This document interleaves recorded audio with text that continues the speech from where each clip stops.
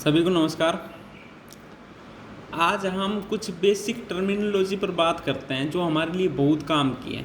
ठीक है, आज की क्लास में जैसे आप बार बार आपको देखने में मिलेगा तो है कैपिटल एंड रेवेन्यू। ठीक है, कैपिटल एंड रेवेन्यू बार बार मैं बोलूँगा क्लास में, या आप बार बार सुनते होंगे भाई कैपिटल एक्सपेंसेस, ठीक है, revenue expenses, capital receipt, revenue receipt. तो आप कंफ्यूज हो जाते होंगे आखिर ये होता क्या है। ठीक है, अपन इसका क्या पढ़ेंगे, नेचर एंड रिकग्निशन रिकग्निशन। हाँ जी, क्या होते हैं कैपिटल एक्सपेंडिचर और क्या होते हैं रेवेन्यू एक्सपेंसेस। ठीक है, तो सबसे पहले हम फर्स्ट नंबर पर बात करते हैं कैपिटल एक्सपेंडिचर की।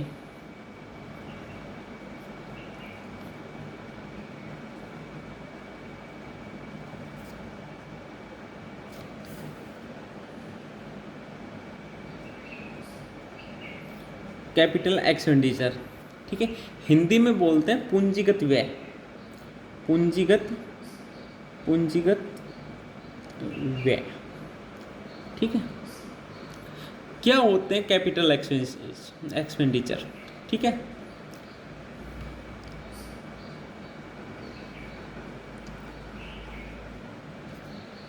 तो इसमें हम लिखते हैं, ठीक है, ऐसे खर्चे, ठीक है, जिनका ये तो पता है ना भाई, एक्सपेंस का नॉर्मली मीनिंग क्या है एक्सपेंसेस का। हाँ भाई, एक्सपेंसेस क्या होते हैं, हम जो भी मनी में सेक्रीफाइस करते हैं, मनी का त्याग करते हैं, जिससे हमें क्या हो, फ्यूचर्स में लाभ हो, प्रॉफिट हो, क्या कहते हैं हम, एक्सपेंसेस कहते हैं। ठीक है, यानी खर्चे कहते हैं। तो ऐसे खर्चे मतलब ऐसे एक्सपेंसेस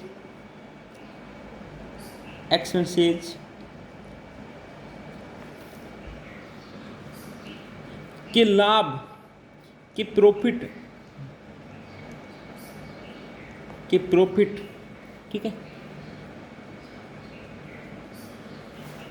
लॉन्ग टर्म तक मिलते हैं। कब तक मिलते हैं, लॉन्ग टर्म तक, लंबी अवधि तक मिलते हैं। आई बात समझ में। दूसरा, फॉर फ्यूचर पीरियड,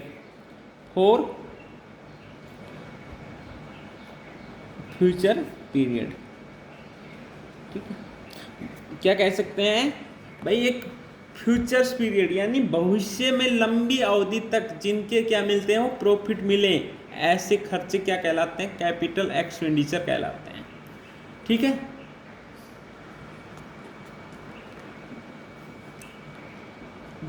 ऐसे एक्सपेंडिचर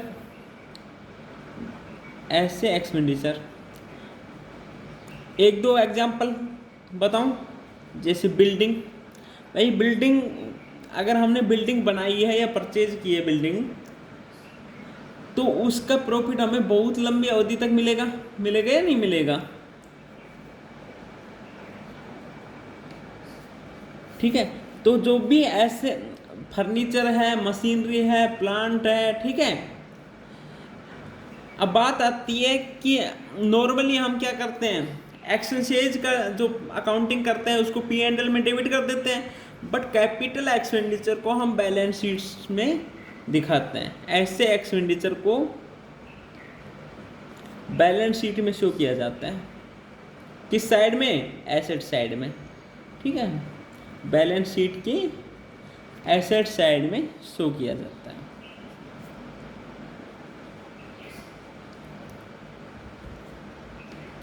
शो किया जाता है। आई बात समझ में। बैलेंस शीट के एसेट साइड में जो भी आइटम लिखे जाते हैं, जो भी एसेट्स है, वो क्या होते हैं, सारी कैपिटल एक्सपेंडिचर ही होती है। ठीक है, हाँ,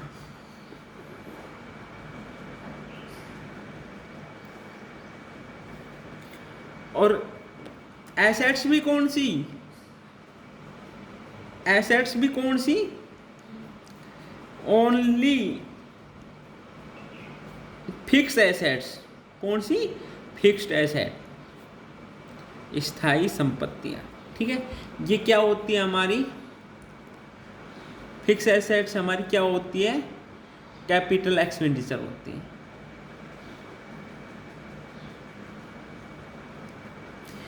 अब इनमें भी लिखते हैं कि भाई कब तक माने जाए, तो फिक्स एसेट्स को, इनको, इनके पहली बार up to use, up to ready to use, up to ready to use तक किए गए सभी व्यय कौन से होंगे, कैपिटल एक्सपेंडिचर होंगे, कैपिटल एक्सपेंडिचर होंगे। ये up to ready to use क्या होता है, up to ready to use, भाई हमने एक मशीनरी परचेज की, हमने 3 लाख रुपए की मशीनरी परचेज की सपोज करो, और हम उसके इंस्टॉलेशन करवा रहे हैं घर पे, या हमारे जो भी फैक्ट्री की जगह है वहाँ पर इंस्टॉलेशन करा रहे हैं, तो इंस्टॉलेशन कराने के 50,000 रुपये खर्च हो गए, तो टोटल खर्चा कितना हो गया, 3,50,000। आई बात समझ में। अगर हम मशीनरी को लेकर आ रहे हैं, जहाँ से मशीनरी हमने बनवाई है, परचेज की, वहाँ से लेकर आ रहे हैं हमारी फैक्ट्री तक, तो उसका किराया लगेगा ना, तो वो भी किस में क्या माना जाएगा, वो भी मशीन की कॉस्ट में ही जोड़ दिया जाएगा। आ रही है बात समझ में।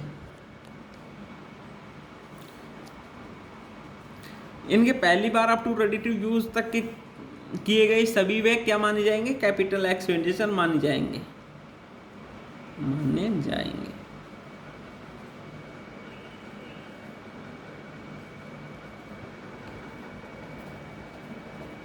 यहां तक बात समझ में आई।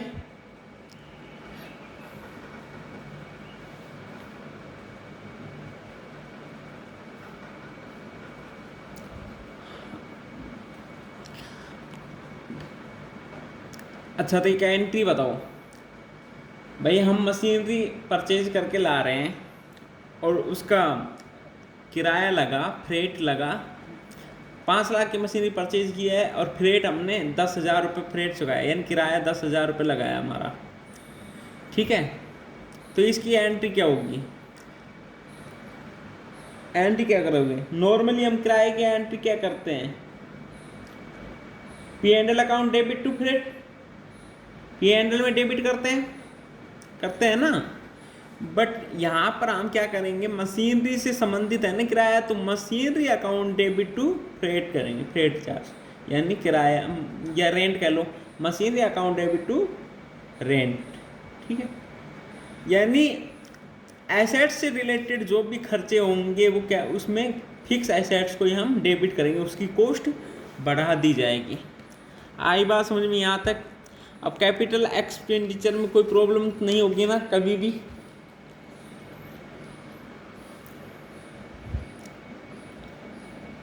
एक बात और लिख लेते हैं, इनको हमेशा हिस्टोरिकल कॉस्ट पर दिखाया जाता है, इनको हमेशा हिस्टोरिकल कॉस्ट पर दिखाया जाता है, कॉस्ट पर दिखाया जाता है।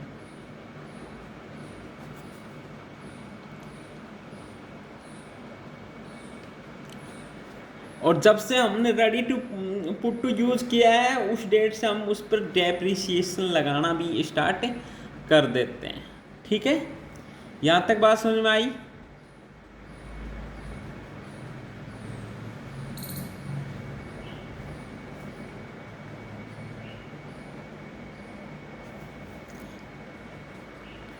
दूसरा हमारे पास है रेवेन्यू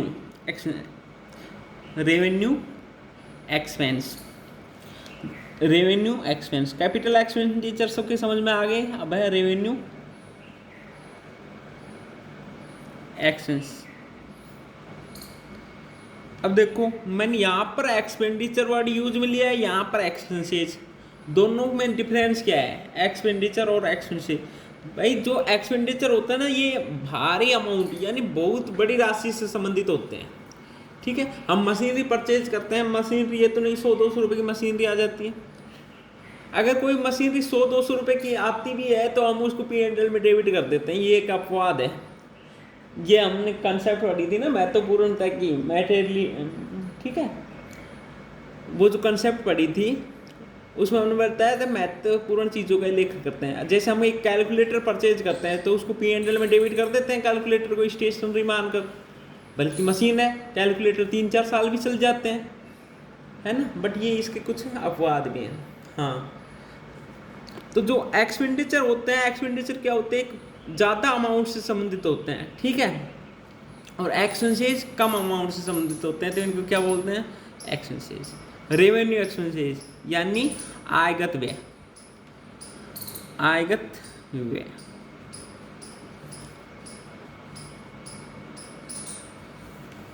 जो ऐसे एक्सपेंसेज के लाभ शॉर्ट टर्म पीरियड तक मिलते हैं। कब तक, फॉर शॉर्ट टर्म तक, ठीक है, या करंट पीरियड में, या करंट पीरियड,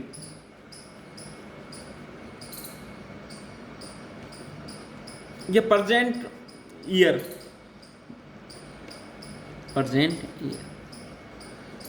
ऐसे एक्सपेंसेस जिनके प्रॉफिट हमें शॉर्ट टर्म तक मिले, करंट पीरियड मिले, या प्रेजेंट ईयर में मिले, तो इसको क्या बोलते हैं, हम रेवेन्यू एक्सपेंसेस बोलते हैं। ठीक है, अब देखो किसी भी फिक्स एसेट्स की हम छोटी मोटी रिपेयर करते हैं जिससे उसकी प्रोडक्शन क्षमता में ज़्यादा इम्प्रूवमेंट नहीं आए।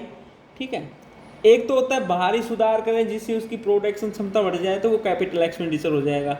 बट छोटी मोटी रिपेयर करें तो वो क्या हो जाएगा, रेवेन्यू। ठीक है, दूसरे जो भी हम अपने बिजनेस को चलाने के लिए ऑपरेटिंग एक्सपेंसेस करते हैं ना, वो सारे क्या होते हैं, ऑपरेटिंग एक्सपेंसेस क्या होते हैं, रेवेन्यू एक्सपेंसेस ही होते हैं। ऑपरेटिंग एक्सपेंसेस कौन कौन से हैं, जैसे भाई हमने परचेज किया है, रेंट चुकाया है, सैलरी चुकाई है, ठीक है, ये सारे क्या है, ऑपरेटिंग एक्सपेंसेस। आ रही बात समझ में, ये क्या होते हैं, रेवेन्यू। और रेवेन्यू एक्सपेंसेस को हम क्या कहाँ दिखाते हैं, P&L में। कहाँ दिखाते हैं, P&L जो हमारा अकाउंट होता है, P&L अकाउंट में हम क्या करते हैं, डेबिट करते हैं। ये तो आपको पता ही है, पता है नहीं बात, हाँ जी।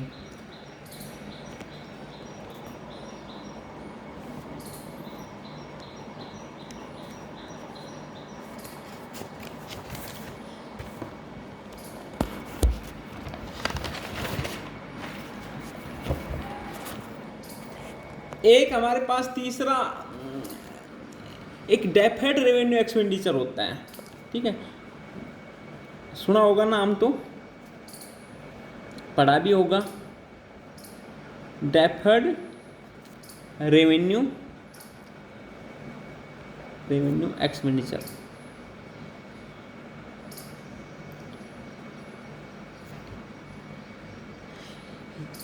ये जो ऐसे एक्सपेंसेस होते हैं, डेफर्ड रेवेन्यू एक्सपेंडिचर, ठीक है, एक्सपेंडिचर वर्ड क्यों लगा रहे हैं, क्योंकि ये भी ज़्यादा अमाउंट से रिलेटेड होते हैं। हाँ, तो ये प्राइमरी रूप से ये भी रेवेन्यू नेचर से ही होते हैं। ठीक है, लेकिन इनका जो प्रॉफिट है ना, इनका प्रॉफिट हमें अगले ईयर में मिल सकता है या उससे अगले ईयर में मिल सकता है। ठीक है, नॉर्मली 1 से 5 साल तक, ठीक है, 1 ईयर टू 5 ईयर तक हमें इनका प्रॉफिट मिल जाता है। ठीक है,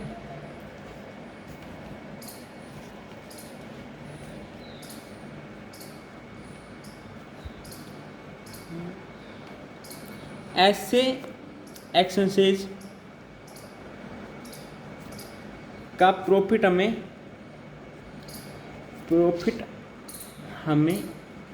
1 से 5 साल तक मिल जाता है, ठीक,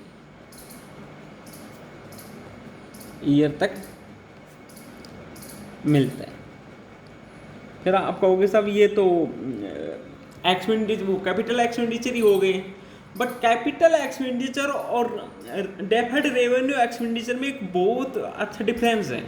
वो डिफरेंस क्या है कि हम जो भी हमारे कैपिटल एक्सपेंडिचर, यानी कैपिटल एक्सपेंडिचर में जो भी खर्चे किए हैं, हम उनको बाद में, जैसे हमारा बिजनेस, अगर बिजनेस को हम बंद करना चाहते हैं तो कैपिटल एक्सपेंडिचर में जो भी खर्चे किए हैं हम उनको बेच भी सकते हैं, ठीक है, और उनसे कुछ ना कुछ तो रिलाइजेबल होता ही है।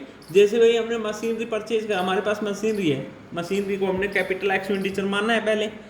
अब हमारा बिजनेस बंद होगा तो हम मशीनरी को बेच सकते हैं, प्लांट, बिल्डिंग, ये हमारी चीज़ बेची जा सकती है।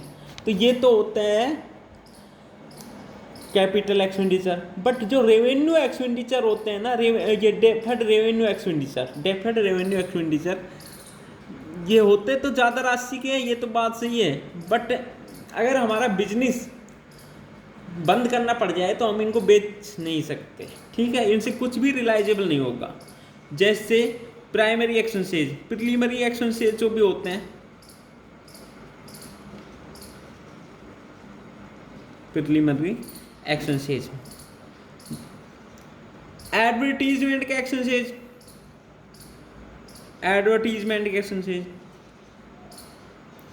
एडवर्टीजमेंट के भी रेवेन्यू मान सकते हैं और डेफर्ड रेवेन्यू एक्सपेंडिचर मान सकते हैं। कैसे?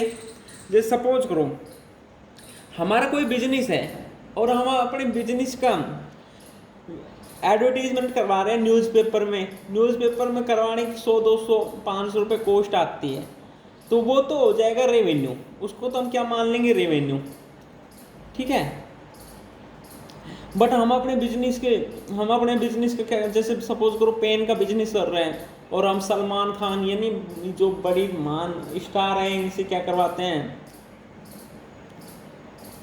एडवर्टीजमेंट करवाते हैं, ठीक है, तो वो ज़्यादा अमाउंट लग जाता है और हम ये सोचते हैं इसका फ़ायदा 2-3 साल तक मिलना चाहिए, तो ये क्या कि किस में माना जाएगा, डेफर्ड रेवेन्यू एक्सपेंस से, ठीक है। अब बात समझ में आई? अब तीनों पॉइंट क्लियर। 2 और होते हैं हमारे पास 2 पॉइंट, एक होती है कैपिटल रिसीट और दूसरी होती है रेवेन्यू रिसीट। तो कैपिटल रिसीट क्या होती है, जो नॉन रिकरिंग नेचर की हो, जैसे पुरानी मशीन को बेचने पर जो भी हमें रिसीट होती है, ठीक है, एडमिशन फीस,